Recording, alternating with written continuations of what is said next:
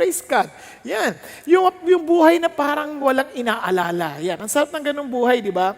At ilan sa inyo yung gusto nyo yung mayaman ng dating ninyo sa buhay? Tingnan ko nga.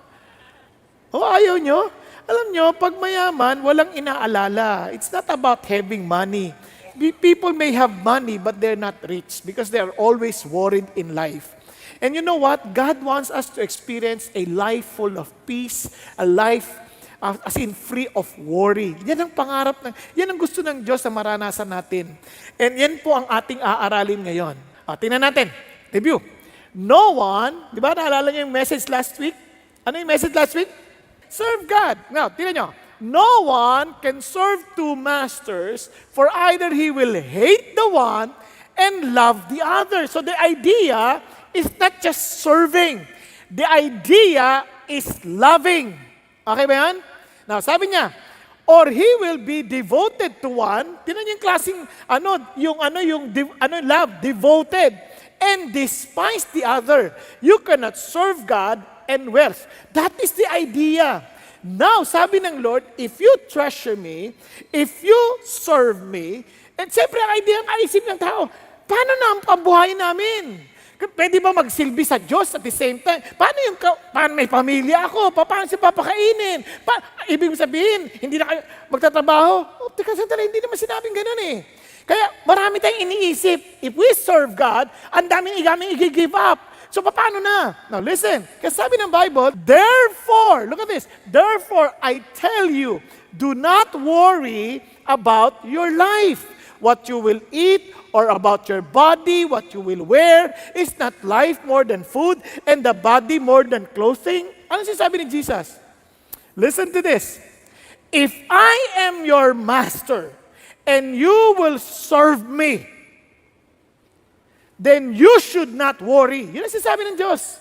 Do not worry. So bakit ganun? Kasi ang worry is about control. Alam mo na yung tao kapag ikaw yung nagko-control, ikaw yung master ng buhay mo, or seemingly the master you have is someone who is not permanent, someone who is not eternal, like wealth. Hindi mo maaasahan yan. Obviously, you will all the more worry. Tama ba? Kaya nga, pag na-sense mo na parang wala kang control, nagwo-worry ka na. Ba't wala pa yung mga bata? Nasaan sila? Nasaan sila? Parang wala kang control, kaya nagwo-worry ka. Tama? Kaya ang taong nagwo-worry is playing God. He is playing as if siya yung Diyos trying to control. Sabi ng Lord, but if I am your master, therefore, sabi niya kaya, therefore yan eh, do not worry. Huwag kang mag-worry. Kasi sabi ng Bible, at hindi lang yun, ang ganda. Look at the birds in the sky, they do not sow, reap, or they gather nothing in barns. Mamaya ko papaliwanag yan, kaya binibisa ko lang. Yet your heavenly Father feeds them. Are you not more important than they? Ano sinasabi ng Lord? This is the basic idea. Do not worry, your heavenly Father will take care of you. Itong idea, the moment na mali yung naisip natin, the moment na mali, obviously, wrong thinking will lead to worry. Kaya, do not worry, think godly. Now, you focus on God. You focus on God, kaya godly. Remember the word, think. Think. This represents 4 action words. Yung worry, hindi sabihin we're passive. We should be active. You should be in action. Ano yan? A compound verb, take heed. Sabi mo nga, take heed. Sunod, internalize. Letter N, negate. And know. Okay, remember those words. So yung 4 na yan, huwag mong kakalimutan when it comes to, when you are being worried, just remember this. If God is my master, then I have to think. Ang problema ng worry, nag-iisip hindi nag-iisip ng tama.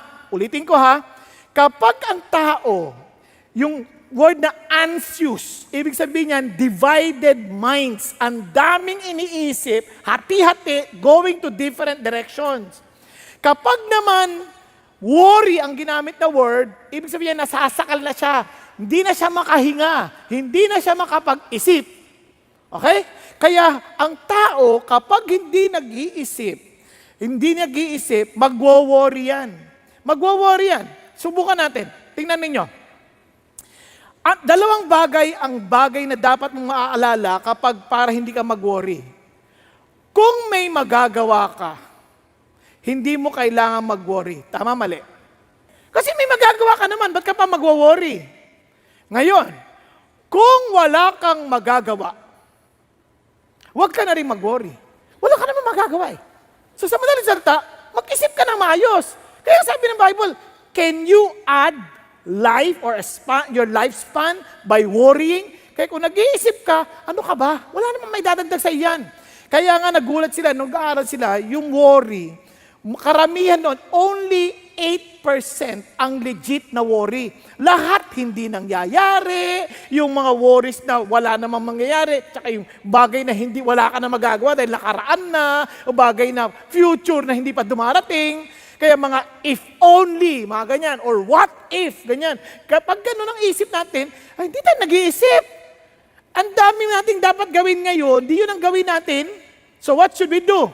If God is our master, the first thing that we need to do is take heed His commandments. Sundin mo yung tinuturo niya. Kasi kung talagang master mo siya, pakinggan mo siya. Bakit? Kasi itong master na to is not just an ordinary master. He created the heavens and the earth. If He created the heavens and the earth, He know exactly how the whole world operates. Kaya don't be surprised. Pakisabi mo sa katabi mo, huwag kang huwag kang mabigla. Lahat tayo haharap sa problema. Walang taong exempted sa problema. Nagkakaintindihan tayo. Don't ever fool yourself thinking that you are exempted from problem. Kaya anong dapat natin gawin? Sabi ng Bible, listen to this. Therefore, I tell you, look at the words, do not worry. Command yan. Take heed of His command. Do not worry. Sabi niya, so do not worry. Paulit-ulit, do not worry. A negative command, do not worry. Bakit? Kasi we are all prone to worry. Lahat tayo, walang exemption. We are all prone to worry. Bakit? Kasi we're living in an imperfect world. We are imperfect people. We make wrong decisions in life. Kaya, we tend to worry. Sa buong mundo, ang dami na nating kina-worry. Hindi lang pera, hindi lang katawan, anong wino-worry natin? Ngayon, magugulat kayo. Maiwan lang yung cellphone, nagwo-worry. Cellphone lang yun, as if mamamatay sila kung wala yung cellphone. Asan yung cellphone ko? Asan yung cellphone? Naku, wala lang mag-like sa post. Ay, ba't iisa lang nag-like? Di ba, nanay mo pa? Bakit nag-like ang nanay? Binlock ko na yan. Pero ma-post lang, yung like lang na yan, nagwo-worry. Di ba? Kaya lagay mo na lang sa pangalan mo, instead na lagay doon, nobody. Tapos paglagay doon, likes you. O, di ba? Kasi sa totoo lang, iba, every day they wake up, pag tingin sa cellphone, ay, walang nag-message. Nagwo-worry. Pag nakatanggap na message, nagwo-worry din. Hoy, magbayad ka na. Kaya, isipin mo, simpleng bagay lang ng message, nagwo-worry na. Noon, hindi naman natin iniintindihan. Kahit sa trabaho, wino-worry lang lahat ng bagay. Kasi sabi ng Diyos, alam nyo, tuturuan ko kayo. Sabi ng Lord, makinig kayo sa akin because I know better. Since I am your master, I'm not just a master, I am a master who loves you and cares for you. And I know what's best for you. Kaya nga po ang Bible amazing. Kasi ang Diyos, He knows the universal principles of living. Kaya kung talagang honest ka, sumunod ka lang dyan, wala kang talo. Parang yung law of gravity. Kahit hindi mo alam yan, pag tumalong ka, malalaglag ka. And since our God is a very loving God, He warns us, do not worry. I'm telling you now, bakit? Hindi mabuti sa'yo.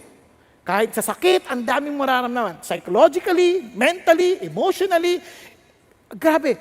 In fact, Even sa issue ng, tawag dito, ng concept ng, what do you call this, philosophical, affected ang brain. Bakit? Kasi, ang worry, hindi lang yan ordinaryong takot. It affects the way we believe. Okay ba yun? Kapag ang master mo si God, ayaw niyang ikaw mag-worry. Bakit? Tingnan natin. Kaya sabi ng Bible, listen to this. Since our God is a very loving God, hindi niya tayo in-exempt, hindi niya tayo binibigla. Sabi niya, be on guard, so that your hearts will not be weighted down with dissipation, drunkenness, and the worries of life. And that they will not come on you suddenly like a trap. Ayoko kayo mabigla, na para kayo napatibong. Sabi nga nun, for it will come upon all those who dwell on the face of all the earth. Darating yan sa lahat.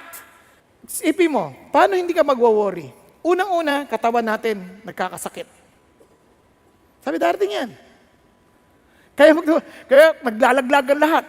Pagtingin mo sa mata mo, dati, ang gaganda na. Mamaya, naglalaglagan na lahat. Bakit bagsak ng mata ko? Talukap ng mata ko, laglag na rin.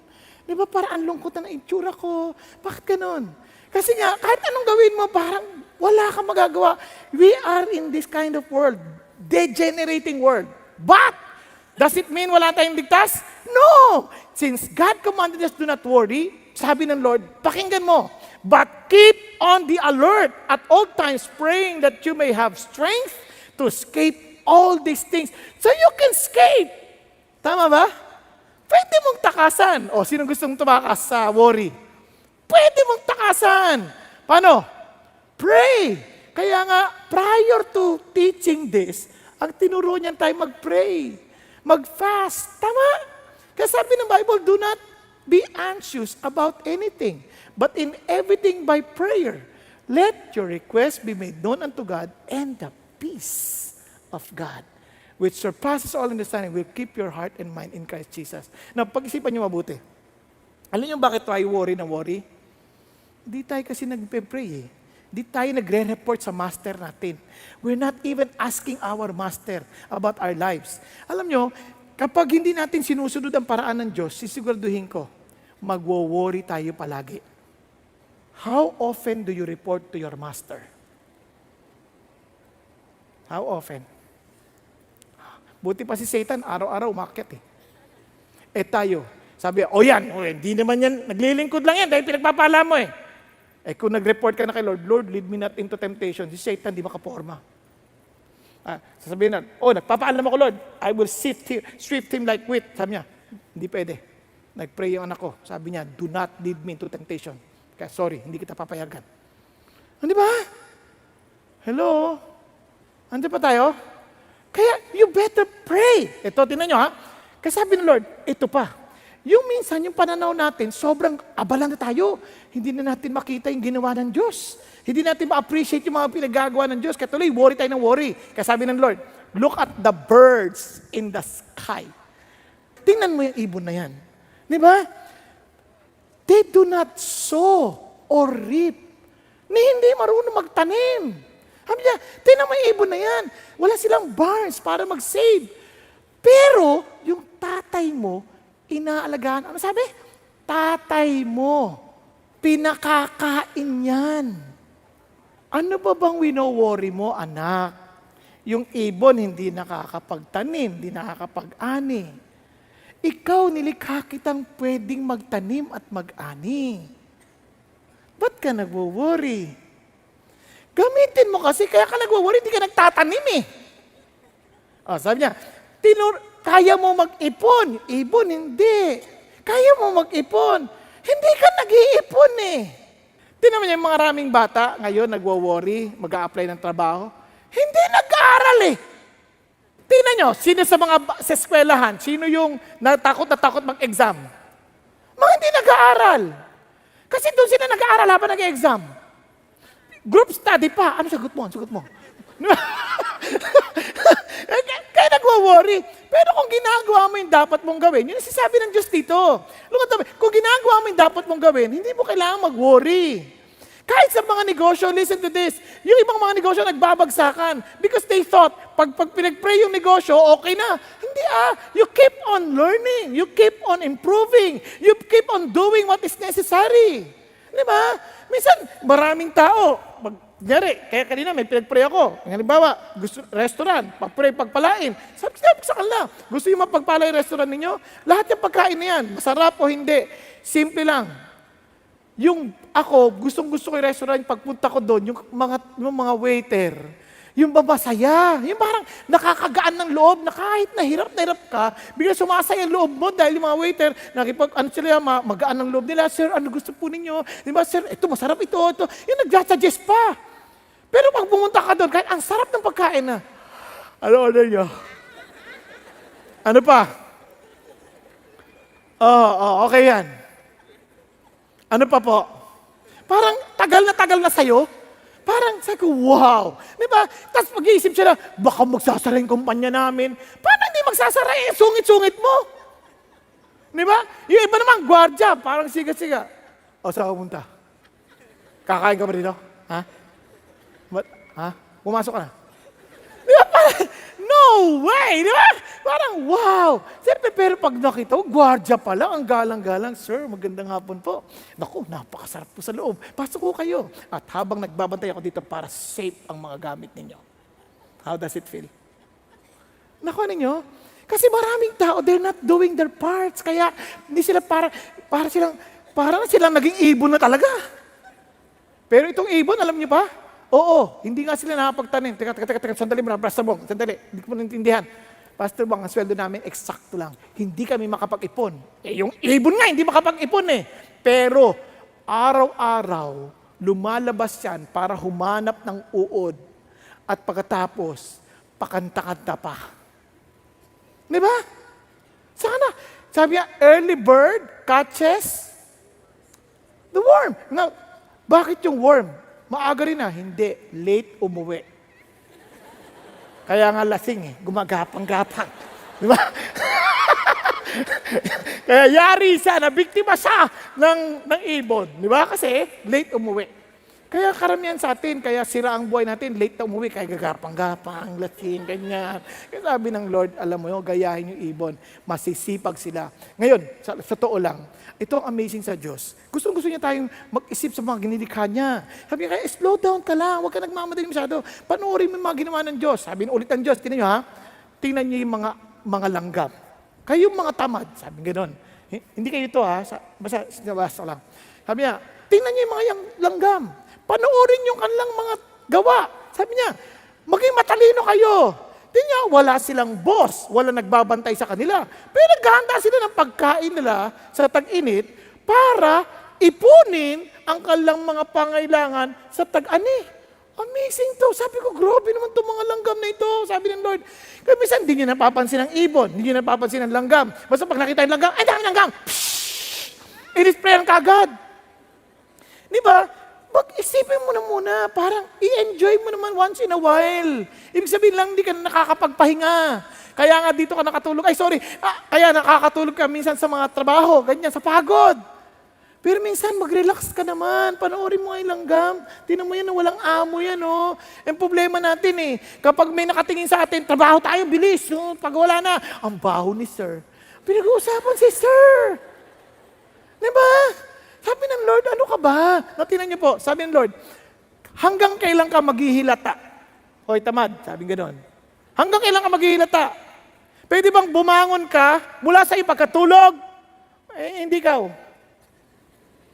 Konting tulog na lang, konting idlip, konting pagtiklop ng kamay, sabi gano'n, napahinga. Ang kahirapan ay paparoon sa iyo ng parang napakaraming magnanakaw at maninira. Ano pag-isipan niyo mabuti?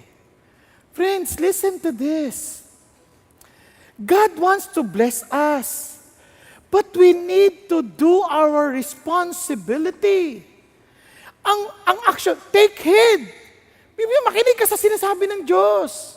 Paano natin gagawin at malalaman ang pinagagawa ng Diyos kung hindi natin willing alamin ang gusto niya?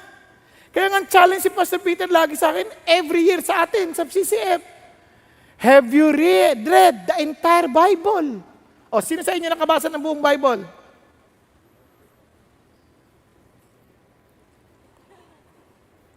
Ilan? Oh. Yung iba sa inyo, ilang beses yun na narinig yan kay Pastor Peter? Read the entire Bible. Ilan na? Napakaraming beses.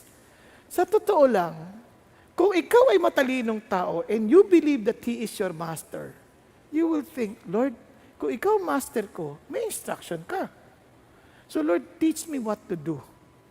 Kasi ganun din naman alam niyo po ba, sabi, kasi pag magbabasa ako, wala akong maintindihan, pastor eh. Aaminin ko sa inyo, the first time I read the Bible, just because I love Jesus, hindi ko rin siya maintindihan. Una ko natanggap, kulay blue na Bible. Unang basa ko, and Abraham begot Isaac. Isaac begot Jacob. Jacob begot Judah. Ang bigat naman! Hindi ko talaga maintindihan. Then I began to be, eventually, nagkaroon ako ng talagang pagkaunawa ng relationship with Jesus. Kapag basa ko sa Bible, nakaluhod ako. Sabi ko, Lord, paunawa mo naman sa akin. Hindi ko talaga maintindihan eh. King James yun, sabi ng Lord, huwag yan ang basahin mo. Magbasa ka ng ibang translation. Kasi hindi mo maintindihan. O nga naman, kumuha ako ng Living Bible. Ayun naman pala ang linaw! Anak pala ni Abraham ito. Anak naman talaga, oo. Di ba? Bigla, pwede naman pala. Kasi minsan yung mga pastor sa atin nagsasabi, Bible, King James lang. Ano ka ba? Alam nga naman, gusto mo ng totoong original. Hebrew. Marunong ka. Greek. Hindi pala eh. Di intindi mo yung, magbasa ka ng Tagalog. Meron nga lumabas kayo, ang ganda-ganda yung Tagalog ng New Testament. Sabi nila, na bad trip ang Pharisees kay Jesus. So, wow! Ang galing! Sabi ko, ayan ang daling intindihin, oh! Sabi ko, paano kung mali yan? Matututo ka rin. You just do it one step at a time. Di ba? Huwag mong biglain na kailangan scholar ka. Hindi ka ina-expect ng Diyos maging scholar. Ina-expect ka lang ng Diyos, Lord, I just want to love you. I just want to do what you want. Because you are my master. So I will just try to understand whatever you allow me to understand. In fact, even if you try, ako ang tagal ko na nababasa more than 100 times, I still don't understand everything written in there. So that's why I keep on asking, Lord, help me, help me. Every time I preach, I study on my knees and say, God, help me to understand. Kasi hindi ko talaga maintindihan. Ang tanong ko lagi, paano yan sa totoong buhay? Nakuha niyo? Paano ito sa totoong buhay?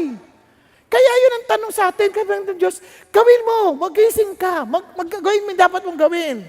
Tingnan nyo, mag-google kasi sinabi ng Bible. Nagwo-worry ka sa artificial intelligence. Nagwo-worry ka that one day that our work will be taken over by machines. Nagwo-worry ka ba that becoming computerized? No, really listen to this. Ano sabi ng Diyos? Sabi niya, do yourself a favor and learn all you can. Then remember what you learn and you will prosper. Can you imagine even God Himself is telling us, keep on learning, keep on learning. Alam niyo po ba hanggang ngayon, kahit ako personal, kung meron po akong hinahangad, lagi po ako nag-aaral. Bakit? Pinagsasalta, hirap ako mag-Ingles, hindi ako magaling mag-Ingles. Kasi takot ako mag-Ingles dahil noon, pag ang tatay ko, dahil speechwriter yan, pag nagsalta ako na wali ang grammar, yari ako, talagang hinahatak ang patilya, pinapagalitan, sabi niya, huwag kang magsasalta ng Ingles, kung hindi mo kaya nalagay sa utak ko yun, hindi ako mag-Ingles na hindi ko alam. Ganyan. Ang sagot ng Diyos, ay sabi ng Lord sa akin, di mag-aral ka, hanggang ngayon nag-aaral ako, hindi ko pa rin makuha. But, nag-stop? Hindi. At least I can communicate. Yun ang sabi ng Diyos. Just communicate. Kaya nagtonto ako sa Amerika, nakapagsalta ako sa ibang bansa, hindi ko alam kung naintindihan nila, pero one thing I know. At least naintindihan ko sinasabi ko. Nakuha niyo ibig sabihin? But keep on learning. Don't ever say, hindi ako marunong. Dahil ang Diyos, sabi niya, if you lack wisdom, I will give it to you generously without finding fault. Di Di ba? Kasi ayaw kanyang mag-worry. Sabihin mo lahat ang worries mo, Lord, worry po ako. Hindi ko... Nasa Korea kami ha, nakikinig kami ganyan. Walang nag-i-English, Koreanong salita. Umupo ako, Lord, sana may maintindihan ko kahit konti. Alam niyo, nagulat ako. Parang naintindihan ko siya sabi niya. Sabi ko, parang naintindihan ko. Tapos pagbigay niya ng verse, biglang naintindihan ko, okay, may naintindihan ko kahit paano. Pag uwi ako, masaya ako. Bakit? Kasi ang Diyos ang author ng language. But if you do ask, He is willing to give. Now, ang tanong lang, are you willing to follow? Because if you don't follow, even if you do understand, wala rin. Tingnan niyo po ito. Itong amazing. Balikan natin itong nilagpasan natin kanina. Look at this. Then the word of the Lord came to him saying, arise, go to Zarephath, which belongs to Sidon. No? Ano ba ang sitwasyon? Si Elijah prayed na walang ulan. So there was a great famine in the land. So he stayed in a certain brook. Sabi niya doon, I will feed you with ravens. I will provide you water.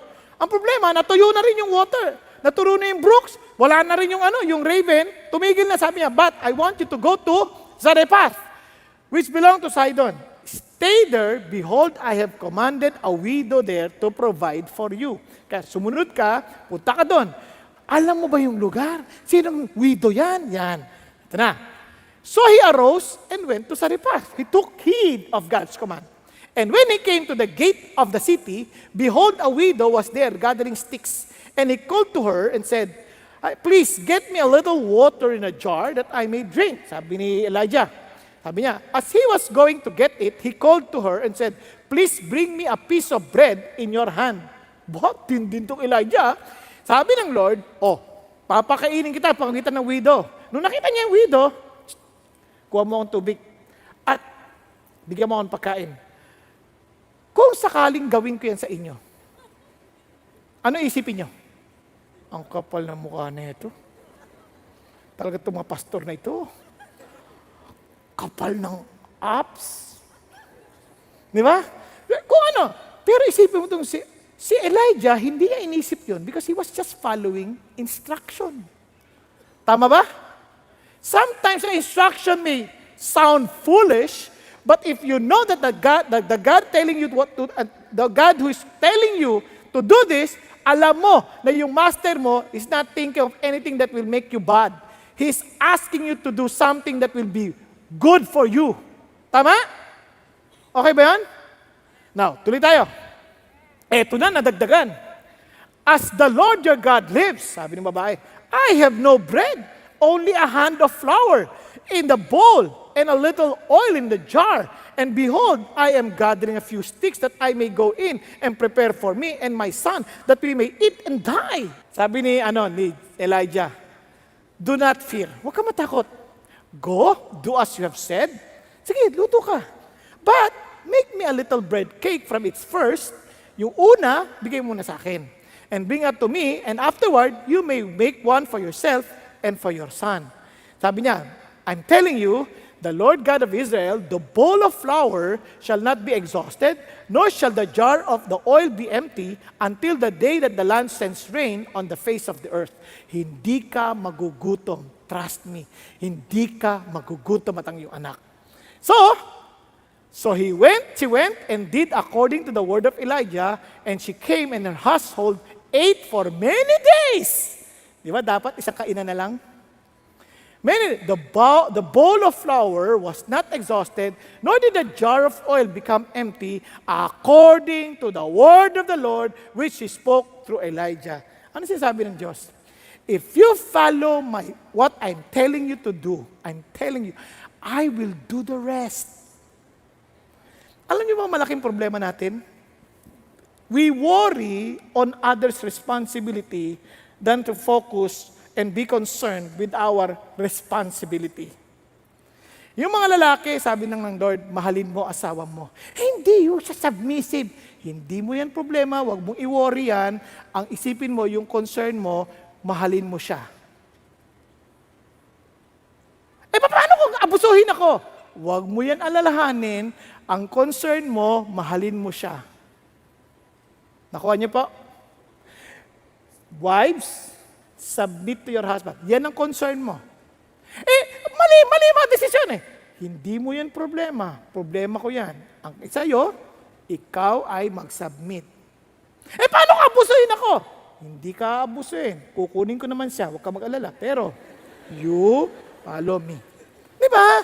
Ganun din sa anak. Honor your parents. Eh, abusado ang tatay ko eh. Hindi mo concern yun. Ang concern mo, you honor your parents. Di ba? Yung mga bata, ang concern ng tatay, do not exasperate, but train them in the ways of the Lord. Kapatid, hindi ako mabuting tatay. Hindi ako mabuting, ibig sabihin, I'm not a perfect father. I have so many boo-boos in life. Isa lang alam ko, I will just try to understand and do what is best for my children.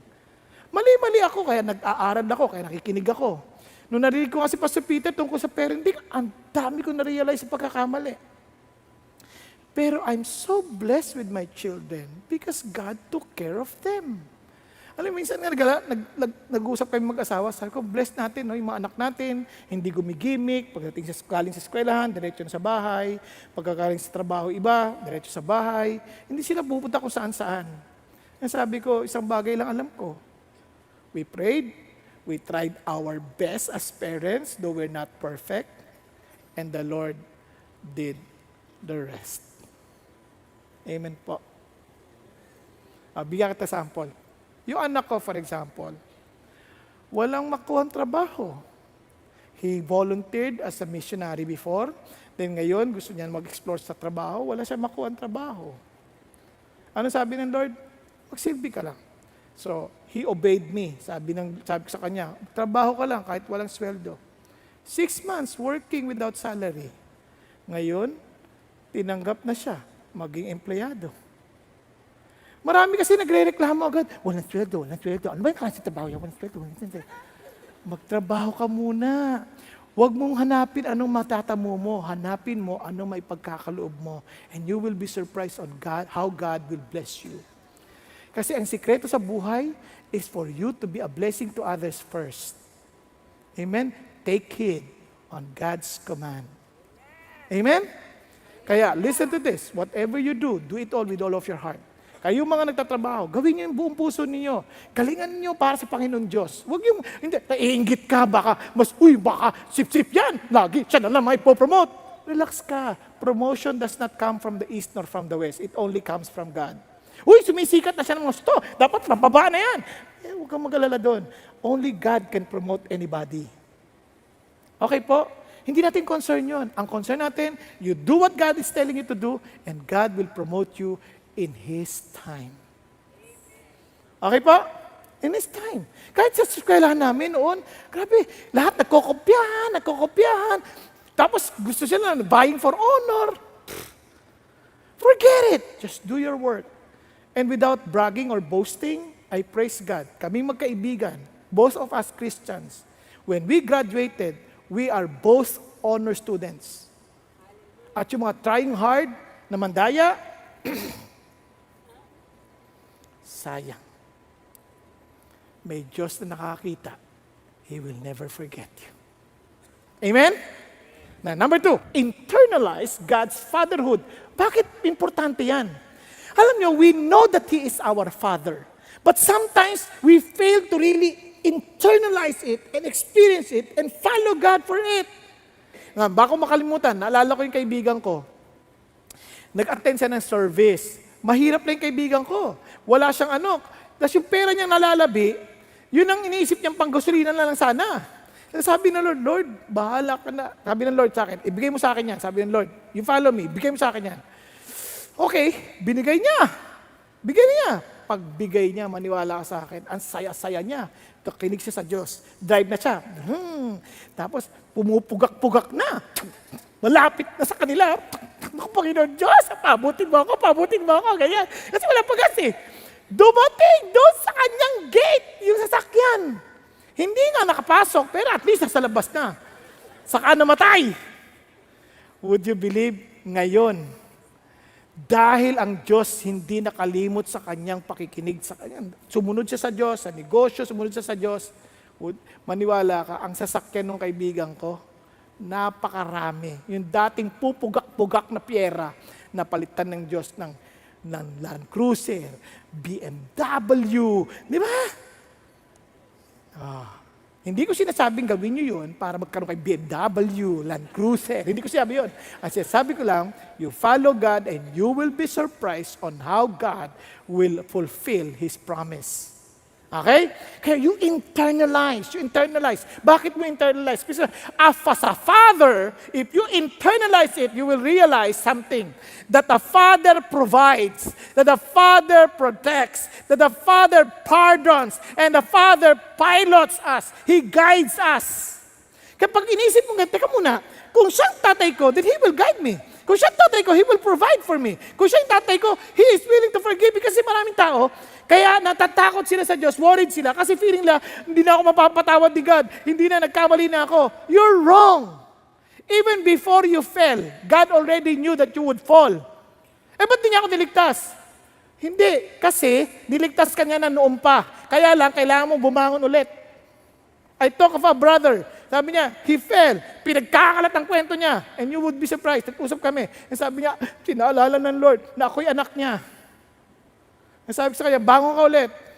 Andito tayo, magkakapatid tayo. And we will help you. And amazing. Kaya, maraming ginagawa ng Diyos, but you have to internalize. And sabi mo, hindi mabuting tatay ko. Kaya hindi ko siya ma-imagine. Kung alam mo hindi mabuti, then alam mo kung ano yung mabuti. Tama? Paano mo nalamang hindi mabuti tatay mo kung hindi mo alam ang mabuti? Kung alam mo yung mabuti, then imagine this. Yung mabuting naiisip mo, masigit pa ang Diyos dyan. Kaya sabi ng Lord, look at the birds in the sky. They do not sow or reap. They gather nothing into barns. Yet your heavenly Father feeds them. Are not you more important than they? Ano sinasabi ng Diyos? Itong amazing pag-isip mo sa tatay mo. Yung tatay mo, di ba nakakita na ba kayo ng tatay na may paboritong anak? Ha? Minsan aking paborito naman talaga siya. Talagang nakakainis yan, sip yan. Paborito siya ng tatay. Now, ano sabi ng Lord? Sa lahat na nilikha ng Diyos, ikaw ang paborito niya. Nabasa niyo na bang si John the disciple, he never mentioned his name sa kanyang writings? And sabi niya, the disciple whom Jesus loved. Sino tinutukoy niya? Sarili niya. Sino nagsulat? Siya. Nabasin niyo ba yun? Sabi niya, the disciple whom Jesus loved. Bakit ganun siya? He's so confident of the love of Jesus. Minsan di tayo ganun ka-confident eh. Kaya you have to internalize. Alam mo, paborito ka ni God. Tingnan mo, sabi ng Lord. Are not 5 sparrows sold for 2 cents? 5 ibon 2 cents. Yet not one of them is forgotten before God. Indeed, the very hairs of your head are all numbered. Grabe naman. Do not fear. You are more valuable than many sparrows. Ano sinasabi ng Diyos? Alam mo ba na sobrang valuable ka sa Diyos? Mas importante ka pa sa mga sparrows na yan. 2 cents lang yan. Pero yung sparrows na yan, hindi pinababayaan ni God. Di lalo ka na. Yan ang sinasabi ng Diyos eh. Di ba? Alam mo gano'n ka-importante? Pati buhok, bilang niya. Sabi mo, buti lang ako sa inyo. Kalbo kayo. Madali niyo sabihin yan. Mali ka. Tinitigan ko yung noo ko sa bilang kalbo. Mas mahirap bilangin ang buhok. Hindi makita, pero nandun. And sabi ng Lord, yung concern mo, concern ko din. Kaya bilang ko yan. You are more valuable than sparrows. Kaya sabi ng Lord, we should have the first place among all His creatures. Ano sasabi ng Diyos? Sa lahat ng nilikha, ikaw ang pinaka-importante. Can any of you, by worrying, add a single moment to your lifespan? Now listen to this. Now suppose one of your father is asked by his son for a fish. He will not give him a snake instead of a fish, will he? Or if he asks for an egg, he will not give him a scorpion, will he? Look at the words. Sabi niya, if you then being evil know how to give good gifts to your children, how much more will your heavenly Father give the Holy Spirit to those who ask Him? Now listen to this. Lord, bigyan mo naman ako ng asawa. Ano sakit ng Lord? Hindi lang kita bibigyan ng asawa. Sasama pa ako sa kasal mo. Wag na, Lord! Hindi. Kasi isipin mo, akala mo ang oyos ng babaeng yan, tahimik. Kung kumain, talaga nakapalda pa. Ganyan. Pag asawa mo na yan, bigla na yan nakaganyan. Ang takaw niyan, kain ng kain. At ang daldal, hindi mo kakayanin. Kaya nandun ako para turuan ka kung paano. Hello? Kasi pinsan hihingi ka 1,000, kasi kung bibigyan ka lang ng Diyos sa 1,000, mamaya kapusing ka. Ang sabi ng Lord, hindi lang kita bibigyan ng 1,000, sasamahan kita, anak. Kaya sabi niya, I will give you the Holy Spirit. My very presence will be with you. Yan ang pangako ng Diyos. Ganyan ang tatay natin. Amen po? Kasi yan ang tatay natin. Sabi niya, hindi kita pababayaan. Kaya nga, tuwan-tuwa ako dun sa yung kantang ewan ko kung narinig nyo na itong kanta. Alam ko narinig nyo na ito, kaya lang magandang maalala yung kanta. Sabi rito, Our Father knows what's best for us. His ways are not our own. So when your pathway grows dim and you just don't see Him, remember you're never alone. Di ba? Sarap isipin na, no? Parang, wow, yung tatay ko, He knows what's best for me. God is too wise to be mistaken. Di siya nagkakamali. God is too good to be unkind. And when you don't understand, when you don't see His plan, when you can't trace His hand, trust His heart. Di ba? Hindi mo makita pero yung heart ng Diyos is always for you. Naintindihan niyo po? It's always for you. Kaya talaga makakapagpahinga ka, talaga makaka-relax ka eh. Kasi yung tatay ko, He knows what's best for me. And tingnan nyo, sobra, He sees the master plan. And He holds our future in His hands. 2 araw naman kinakalimutan, lagi nating iniaalala eh. Nakaraan, future, tama? Nakaraan, mga maling mga pagkakamali natin. Alam ko yun, anak. Sabi niya, yung future, alam ko rin yun, anak. But I'm holding the master plan. Lord, nagkamali ako ng galaw eh. Huwag ka mag-alala, parang chess yan. Nagkamali. Tinulungan ng demonyo, ng move. Huwag ka mag-alala. Mas marami akong move na alam. Maka-checkmate natin yan. Hindi siya mananalo. O, tuloy pa natin, sabi niya, So don't leave us those who have no hope. All our hope is found in Him. Amen? God is too wise to be mistaken. Di siya nagkamali. Minsan naisip mo pa, Lord, talaga ba ako pinili mo? Di ako nagkamali, anak. I know you. Lord, dahil ko kumapalpakan, I know. But I have not committed mistaken. I know exactly what I did and what I chose to do. Listen to this. Internalize my fatherhood. If you're suffering, if you have problem, pray. I am just one prayer away. Just tell me, I'm there for you. Kasama mo ako. Just ask, I'm there for you. Internalize His fatherhood. Bless the Lord, O my soul, and forget none of His benefits, who pardons all your iniquities. Ano worry? Mga mistakes. Who sins, who heals all your diseases. Naku, baka sinusumpa na ako, Lord, kaya marami ako sakit. Sabi ni Lord, hindi, pagagaling ka niya. Sabi niya, who redeems your life from the pit. Sad-sad ka na. Who crowns you with loving kindness and compassion. Who satisfies your years with good things, so that your youth is renewed like the eagle. Bakit? Just as a father has compassion on his children, so the Lord has compassion on those who fear Him. So, negate doubts on His promises. Kung tatay mo siya, nangako siya sa iyo, and He is able to do beyond what you ask, think, or even imagine, ano sinasabi ng Diyos? You can trust my promises. Kaya don't ever judge your situation based on what you see. Trust and judge your situation based on what God has promised. Okay ba yan? Now, para maintindihan nyo, there was a time, sabi ng Lord, I will expand your horizon. Di ko maintindihan dahil tinanggal ako sa trabaho. So, it's entirely different from what He promised. Pero sabi ng Lord, huwag kang mag-worry, just trust my promise. Amen po? Alam niyo ba, let me just tell you this, baka makalimutan niyo. Sometimes God allows things to become worse before it finally becomes better. Hello? Hello? Just hold on to His promise. Kaya sabi ng Lord, why are you anxious about clothes? Learn from the way the wildflowers grow. They do not work or spin. Sabi niya, but I tell you that not even Solomon, with all of his riches, with all of his money, with all of his wisdom, sabi niya, in all his splendor, was never been clothed like one of them. Ano yung one of them?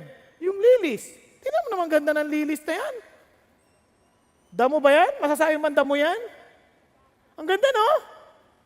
Ano sabi ng Lord?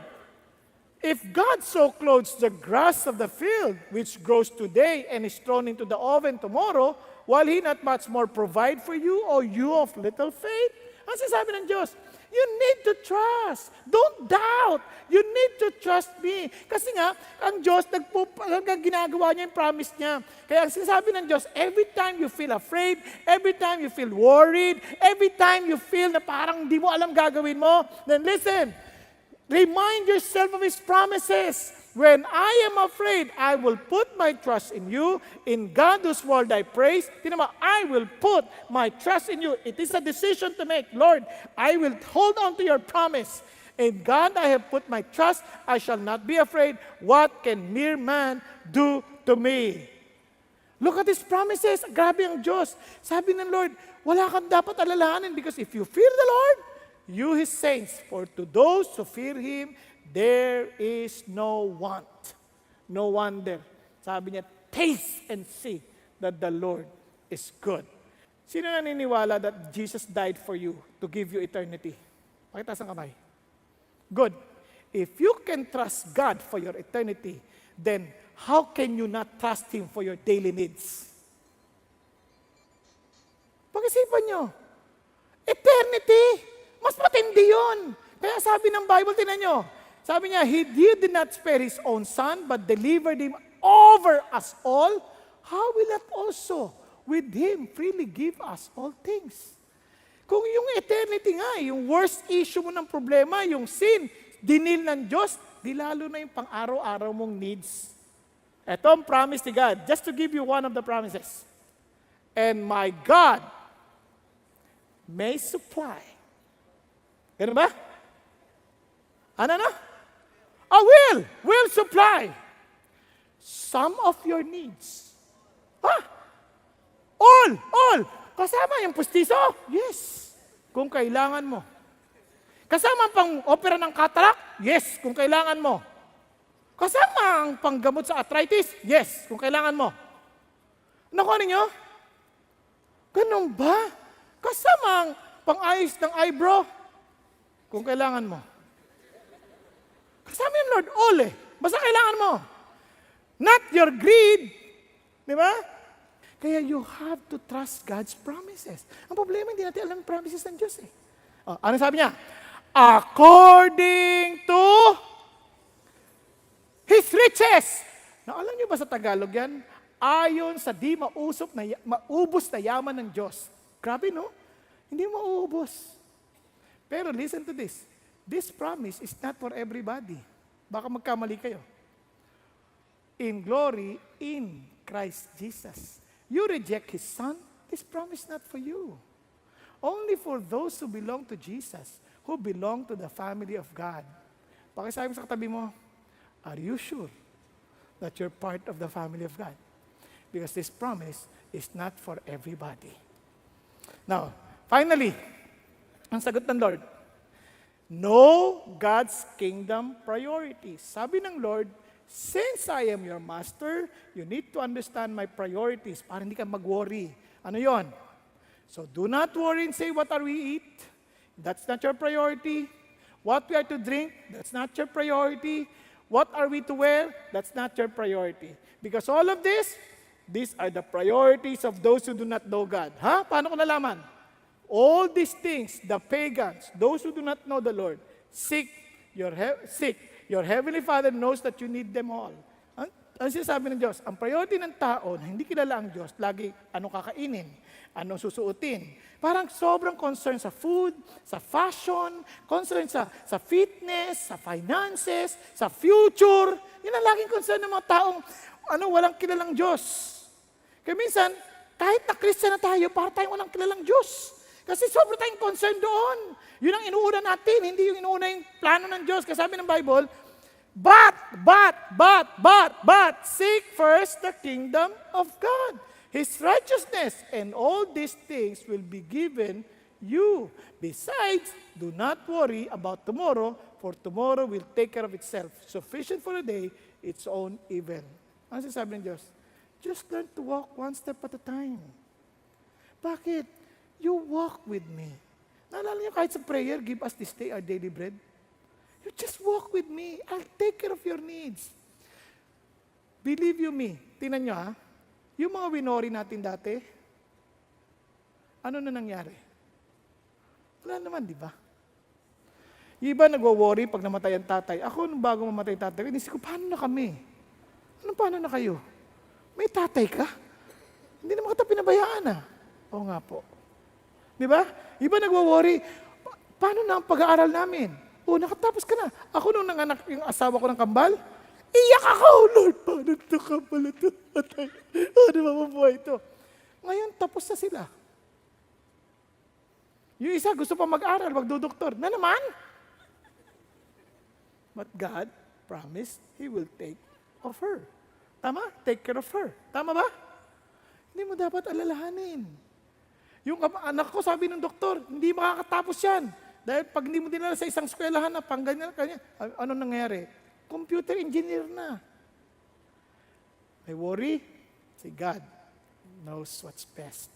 But you have to seek God first, His righteousness, His kingdom, His rulership. Pag sinabi mong kingdom, ibig sabihin, yung paghahari niya. Lord, ano yung gusto mo? Yung paghahari niya sa buhay natin. Yung gusto mo, i-advance din yung paghahari na yan para sa ibang tao because so many people, they do not even know the rulership of God. So yun ang priority ng Diyos. Okay po? Ano sagot ng Lord? I will provide you everything that you need. You just follow my direction. Di ko po makalimutan when God called me to the ministry, that was my my primary concern. Sabi ko kay God, paano ng buhay namin? Paano na po yung magiging pamilya ko? Paano po? Anong sagot ng Diyos? Hindi mo yan problema. Ang problema mo, you follow me. Lord, hindi ako marunong magsalta. Hindi mo yan problema. You follow me. Lord, hindi ako marunong mag-English. You follow me. Lord, hindi ako marunong mag-preach. You follow me. Naintindihan natin. You follow me. If I am your master, I am your king, you follow me. Understand my priorities. Know God's kingdom priorities. Now, let's continue. Sabi ng Lord, remember this, the young lions do lack and suffer hunger, but they who seek the Lord shall not be in want of any good thing. So let me end. Meron po isang lalaki, nagtatrabaho siya noon during the Great Depression as he was working sa isang company, sa isang grocery. Inutusan siya, kumbaga, ito, kape na mamahalin, like Arabica. Tapos yung Robusta, na medyo lower quality coffee, pinaghahalo nila at the price of the first class coffee, Arabica. So, isipin mo, nandadaya. So, the boy was so excited. Sabi niya, dali. Isipin mo itong yung boss ko dati ang talino. Biruin mo, dinadaya niya, inahalo niya yung low quality coffee at saka so high grade coffee. Tapos ang presyo, high grade coffee. Ang laki ng kita namin, mga daddy. Sabi ng daddy niya, anak, do unto others what you want to be done unto you. Mali yan, anak, huwag mong gagayahin yan. You follow God's righteousness. Yung righteousness is not based on what people see, it's based on what God sees. Tama? So you follow my instruction. Sabi niya, you follow God's instruction, you follow God's promise, and He will take care of you. And true enough, this guy became millionaire and started his own department store. Anong klaseng department store? Golden Rule Department Store. Do unto others what you want to be done unto you. Kanya lang, kahit na sumusunod siya sa Diyos, nagkaroon siya ng pagkakamaling desisyon. Yung desisyon na hindi niya nasangguni ang Diyos, he made a great bubo in his decision. Palpak! Di nagka-worry-worry. Kasi pag di ka sumunod sa Diyos, talagang minsan nagkaka-worry-worry. E di nagkasakit, nagka-shingles, nagpa-doktor, hindi makatulog. Yan, buti pa nga kayo. Ingay-ingay ko, tulog ka. Pero yun, kahit uminom na ng gamot, nagigising pa rin. So, one time, nung nakainom siya ng gamot, nakatulog, nagising pa rin. Pero nagising siya, may narinig siyang awitin. At yung awitin, parang nanggagaling sa kapilya. So, he decided to go to that chapel para pakinggan niya, ano pa itong kinakanta nila. And alam niyo kung ano yung narinig niya? Pakinggan natin.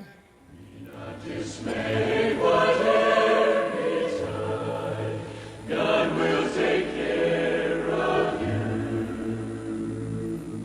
Beneath His wings of love abide, God will take care of you. God will take care of you through every day or all the way. He will take care of you. God will take care of you. Sabi, no? Sabi niya, nung narinig niya yung God will take care of you, bigla siyang, pak! For some reason, nagpapunta sa doktor, wala na yung sakit niya, gumaling siya. Why? Because it's something philosophical, that He is my master, I need to trust my God, because not trusting Him is telling Him you are not a true God. Nakuha niyo po. Hello? And God, who is real, will truly take care of me. Mga kapatid, listen to this. When Jesus said, when the storm comes, don't be surprised, storms are coming. But if you do not listen to Jesus and really see Him as your master, I'm telling you that worry will creep into your heart and will destroy you emotionally, physically, mentally, and even destroy the people around you. But God is saying, I am here for you. You just listen to me. If I am truly your master, do not worry. Do not even allow when it begins to come in to worry. Kasi sabi ng Lord, paano mo gagawin yan? Therefore, humble yourself under the mighty hand of God that He may exalt you at the proper time. And look at the words, casting all your anxiety on Him because He cares for you. Tayo pong lahat ay umuko, pingkit. Thank you, Jesus. Habang tayong lahat ay nakayuko at nakapikit, mga kapatid, alam niyo po bang worrying is an insult to God? Kaya sabi ng Lord, if I am your master, you love me, you are to hate the things of this world.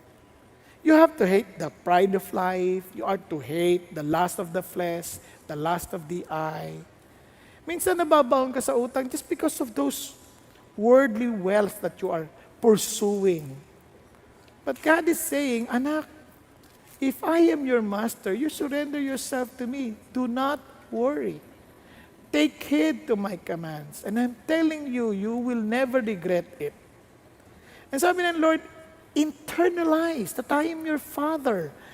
I am true to my words that I will provide for you, I will protect you, I will guide you, and I will even pardon you. Because I am your Father who cares for you. And just remember this. Negate all your doubts with all my promises. If I promised you that I will take care of you, I will take care of you. If I promise I will supply all your needs, I will supply your needs. I don't want you to feel worried. I don't want you to be worried. I want you to live a life with peace. so that people would know that you are my disciple because you are so in love with me, and I will give you peace that the world cannot give. It's a peace that only I, your Lord, can give. Ano sagot ng Lord? But seek my priorities. Know what is my priorities. I don't want to be prominent in your life. I don't want to be a priority in your life. I want to be preeminent in your life. I want you to put me as the priority. Ako ang una. Kaya kapatid, in every decision you make, you put God first and follow His righteousness. Not trying to impress people with your righteousness, but you do it because you love God. And I promise you, I will take care of you. Ang tanong, is He really your master? Do you really belong to His family that you can say that He is your Father? Thank you, Jesus. If not, you may come to Him now and say, Lord Jesus, forgive me. Take control of me. I accept you as my Lord, as my Master, as my Savior. And thank you that you died for me and you rose again from the dead. So Lord Jesus, take over me. If you have dealt with my eternal issues, with my problem for eternity, if you have dealt with it, Lord, I thank you that you can deal with my daily issues, daily concerns, daily worries. Thank you, Lord, that I can trust you. For you are true to your words, and you love us as you have said, as you have promised.